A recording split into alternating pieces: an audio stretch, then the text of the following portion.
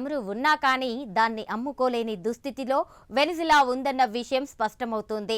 ఇక చమురున్నా అమ్మడం ఎందుకు కష్టమనే విషయానికొస్తే వెనిజులా పేదరికానికి మొదటి కారణం అక్కడి చమురు నాణ్యత.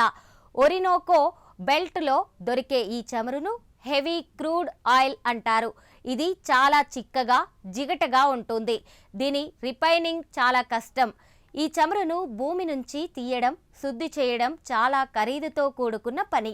అలాగే వెనిజులాలో లభ్యమయ్యే చమురులో సల్ఫర్ శాతం చాలా తక్కువగా ఉంటుంది.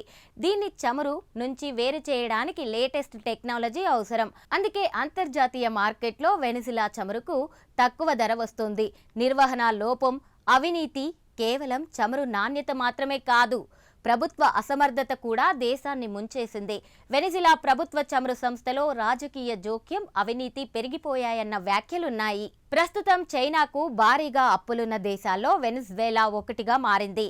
ఈ పరిణామాలన్నీ అమెరికాకు వ్యూహాత్మకంగా పెద్ద సవాలుగా మారాయి. వెనిజువేలా చమురు వనరులు చైనా చేతుల్లోకి వెళ్తే ప్రపంచవ్యాప్తంగా చైనా ఆర్థిక, భౌగోళిక శక్తి మరింత పెరుగుతోందన్న ఆందోళన అగ్రరాజ్యాన్ని నిద్రపోనివ్వడం లేదు.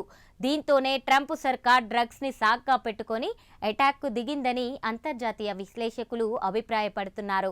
మదురో ప్రభుత్వాన్ని తొలగించడం ద్వారా ఒకవైపు చైనా ప్రభావాన్ని తగ్గించడం, మరోవైపు వెనిజువేలా చమురు వనరులపై పట్టు సాధించడం అమెరికా టార్గెట్ గా కనిపిస్తున్నాయి.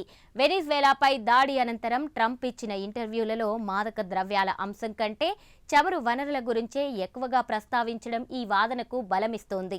అమెరికాకు ప్రపంచంలోనే అతిపెద్ద చమురు శుద్ధి మౌలిక సదుపాయాలు ఉన్నాయని, వాటి సహాయంతో వెనిజువేలా రిఫైనరీలను పునరుద్ధరిస్తామని ట్రంప్ పేర్కొన్నారు.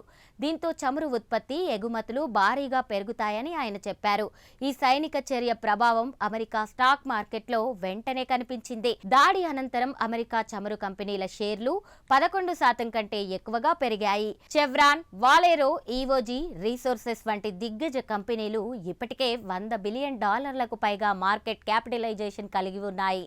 వెనిజులా చమురు వనరుల త్వరలో తమకు అందుబాటులోకి వస్తాయన్న అంచనాలే ఈ షేర్ ధరల పెరుగుదలకు ప్రధాన కారణంగా మారాయి. ఫైనల్గా చెప్పాలంటే వెనిజువేలాపై అమెరికా సైనిక చర్య కేవలం రాజకీయపరమైన నిర్ణయం కాదని, ఇది చమురు వనరులను చేజిక్కించుకోవడంతో పాటు ప్రత్యర్థి చైనాను వెనుక నుంచి దెబ్బ కొట్టడం వంటి అంశాలతో ముడిపడిన వ్యూహాత్మక దాడిగానే ప్రపంచ దేశాలు చూస్తున్నాయి.